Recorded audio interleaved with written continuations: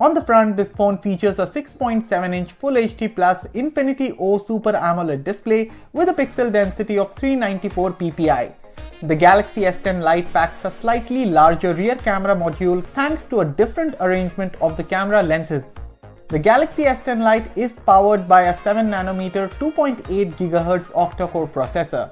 This is paired with either 6GB or 8GB of RAM along with 128GB of inbuilt storage, which is expandable up to 1TB via a microSD card. The phone packs a 4500 mAh battery with fast charging support and also comes equipped with an in-display fingerprint sensor for authentication.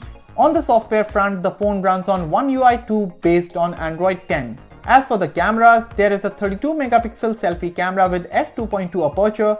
Over at the back, there's a triple camera setup with a 48-megapixel main shooter with f2.0 aperture and super steady OIS. It is accompanied by a 12-megapixel ultra-wide-angle camera with an f2.2 aperture and 123-degree field of view and a 5-megapixel macro camera with an f2.4 aperture. Color options include Prism White, Prism Black and Prism Blue.